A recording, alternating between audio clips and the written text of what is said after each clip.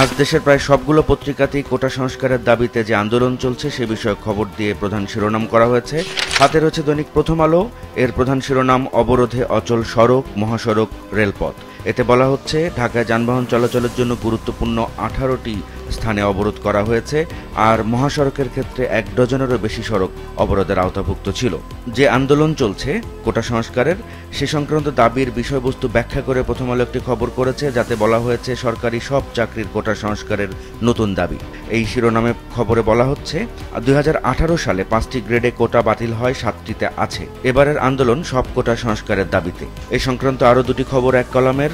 একটি হচ্ছে আপিল বিভাগের আদেশ নিয়ে, অন্যটি সরকারের ভাবনা নিয়ে।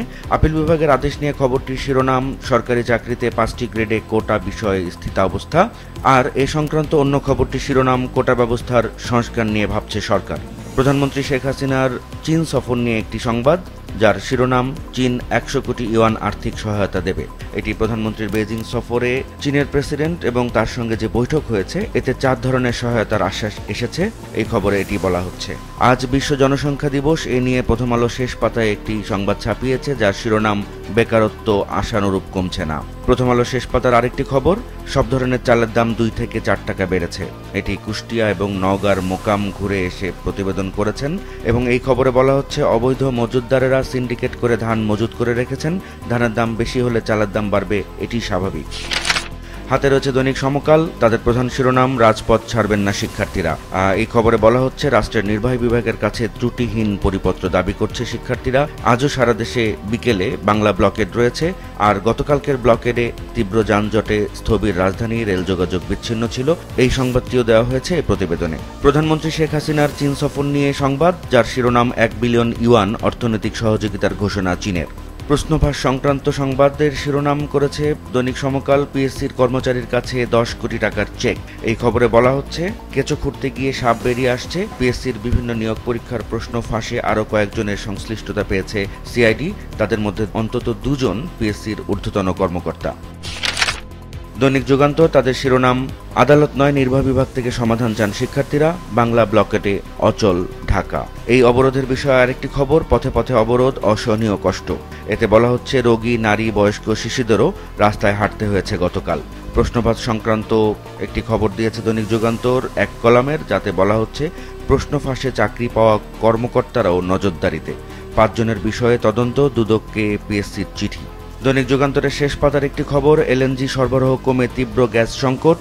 এতে বলা হচ্ছে গ্যাস সরবরাহ নেমেছে 250 মিলিয়ন ঘনফুটে, এবং এই কারণে শিল্পের উৎপাদনে ধস নেমেছে। 2 দিনের মধ্যে কাজ শেষ করার নির্দেশ দিয়েছে পেট্রোবাংলা, এবং গ্যাস ভিত্তিক বিদ্যুৎ কেন্দ্রের উৎপাদন 1250 মেগাওয়াট কমেছে। হাতে রয়েছে দেশ রূপান্তর। এদের প্রধান শিরোনাম 1 বিলিয়ন ইউয়ান দেবে চীন। আর কোটা বিরোধী আন্দোলন প্রসঙ্গে দেশ রূপান্তরের সংবাদের শিরোনাম অনর আন্দোলনকারীরা অচল পুরো দেশ। আর এ সংক্রান্ত আরেকটি খবর রয়েছে। এই খবরের শিরোনাম ঘরে না ফিরলে আদালত অবমাননার মামলা, বিকল্পের দিকে সরকার ভাবছে।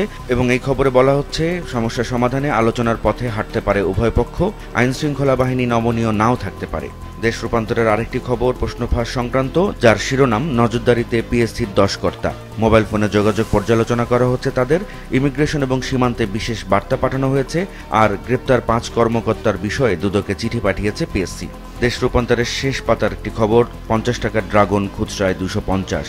এই খবরে বলা হচ্ছে আড়তে জিম্মি চাষিরা, ফলের আকার ভেদে বিভিন্ন গ্রেডে ভাগ করে এই ফলগুলো বিক্রি করা হয়, এবং আড়তদারের ঠিক করা দামেই চাষিদেরকে এটি বিক্রি করতে হয়। মতিঝিলের কার পার্কিং সংক্রান্ত একটি খবর দিয়েছে দৈনিক দেশ রূপান্তর, যার শিরোনাম গাড়ি রাখলেই 50 টাকা।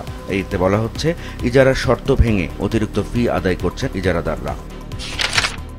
দৈনিক কালের কণ্ঠ, তাদের প্রধান শিরোনাম 4 আর্থিক সুবিধা দেবে চীন। এটি চীনের প্রেসিডেন্ট এবং প্রধানমন্ত্রী শেখ হাসিনার বৈঠককে কেন্দ্র করে কালের কণ্ঠ এই প্রতিবেদনটি করেছে। এতে বলা হচ্ছে বাংলাদেশকে 100 কোটি আরএমবি সহায়তার ঘোষণা দিয়েছে চীন। চীনের প্রেসিডেন্ট নিজেই রোহিঙ্গা প্রত্যাবাসন প্রসঙ্গ তুলেছেন, এবং তিনি বলেছেন মিয়ানমারের সেনাবাহিনীর সঙ্গে এবং প্রয়োজনে আরাকান আর্মির সঙ্গেও তিনি কথা বলবেন। এই সংক্রান্ত আরেকটি খবর, ঢাকা বেইজিং 21 দলিল সই, 7 প্রকল্প ঘোষণা।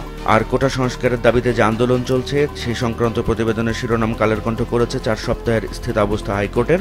এতে বলা হচ্ছে প্রধান বিচারপতির নেতৃত্বে 5 বিচারপতির আপিল বেঞ্চ এই আদেশ দিয়েছে, এবং পরবর্তী শুনানি ও আদেশের তারিখ 7ই আগস্ট। দৈনিক বাংলাদেশ প্রতিদিন, তাদের প্রধান শিরোনাম বাংলা ব্লকেডে অচল দেশ। সড়ক রেল অবরোধে কোটা বিরোধীরা, জনজীবনে বিপর্যয়। কোটা সংক্রান্ত ইস্যুতে আদালত যে স্থিতাবস্থা দিয়েছে এ সংক্রান্ত একটি প্রতিবেদন ছাপিয়েছে বাংলাদেশ প্রতিদিন, যাদের শিরোনাম কোটায় স্থিতাবস্থা আপিল বিভাগের। শিক্ষার্থীদের পড়াশোনায় মন দিতে বললেন আদালত। বিশ্ববিদ্যালয়ের শিক্ষকদের আন্দোলন বিষয়ে যে প্রতিবেদনটি, তার শিরোনাম বিশ্ববিদ্যালয়ে অচল অবস্থা 11 দিনে। চীনে প্রধানমন্ত্রী শেখ হাসিনা সফর নিয়ে বাংলাদেশ প্রতিদিনের সংবাদের শিরোনাম চীনের সঙ্গে সম্পর্কে নতুন দ্বার। এটি বেজিংয়ে প্রধানমন্ত্রী শেখ হাসিনা এবং প্রেসিডেন্ট জিনপিং বৈঠক। এতে বলা হচ্ছে 22 সমঝোতা স্মারক সই হয়েছে, 7 প্রকল্প ঘোষণা হয়েছে এবং চীন 1 বিলিয়ন ইউয়ান দেবে। 4 ধরনের অর্থনৈতিক সুবিধা, রোহিঙ্গা প্রত্যাবাসনে দৃঢ় সহায়তার প্রত্যয়। প্রশ্ন ফাঁসে ফাঁসছেন আরও কর্মকর্তারা। এই সংবাদে বলা হচ্ছে চাকরিপ্রাপ্তদের তালিকা করছে সরকার এবং এই প্রশ্ন ফাঁসের ঘটনায় বিপিএসসির শীর্ষ কর্মকর্তাদের নাম বেরিয়ে আসছে। বাংলাদেশ প্রতিদিনের শেষ পাতার একটি খবর, যার শিরোনাম বন লুটে 100 কোটি টাকা। এটি সাবেক বন কর্মকর্তা মোশাররফ হোসেন ও তার স্ত্রী পারভিন সুলতানার বিরুদ্ধে অবৈধ সম্পদ অর্জনের অভিযোগে যে অনুসন্ধান করছে দুদক, তার প্রাথমিক তদন্তের ইস্যু ধরে এই প্রতিবেদনটি করেছে বাংলাদেশ প্রতিদিন। বাংলাদেশ প্রতিদিনের অন্য আরেকটি খবর, লক্ষ্য পূরণে ব্যর্থ গাড়ির ডিজিটাল নম্বর প্লেট। এতে বলা হচ্ছে চুরি হলেও উদ্ধার হয় না, শনাক্ত করা যায় না অপরাধী। দৈনিক কালবেলা তাদের প্রধান শিরোনাম মতিউরের ক্যাশিয়ারও 100 কোটির মালিক। এই খবরে বলা হচ্ছে মতিউরের পারিবারিক কোম্পানি এসকে ড্রিমসের চেয়ারম্যান তিনি। চাপের কারণে অভিযোগ থেকে অব্যাহতি দেয় আইডিআর। কালবেলার প্রথম পাতার আরেকটি খবর, আবেদদের পেছনে আছে আরও রাঘব বোয়াল। এই খবরে বলা হচ্ছে ফাঁস প্রশ্নে চাকরি করা অর্ধশতাধিক ব্যক্তি সন্দেহের তালিকা রয়েছে। পিএসসির ডিডি আবু জাফর রাজধানীর মালিবাগে চাকরির জন্য একটি কোচিং সেন্টার খুলেছিলেন এবং এডি আলমগীর কবির রাজধানীর মিরপুর, নওগাঁ, বগুড়ায় লোকজন দিয়ে কোচিং সেন্টার চালাতেন এবং এই কোচিং সেন্টারের আড়ালেই তারা মূলত চাকরি প্রার্থী খুঁজে বের করে তাদের সঙ্গে চুক্তি করতেন এবং প্রশ্ন ফাঁস করতেন। কোটা সংক্রান্ত আন্দোলনের খবর দিয়ে যে প্রতিবেদনটি ছাপিয়েছে কালবেলা, তাদের শিরোনাম থামছে না আন্দোলন, নির্বাহী বিভাগের সিদ্ধান্তের অপেক্ষা।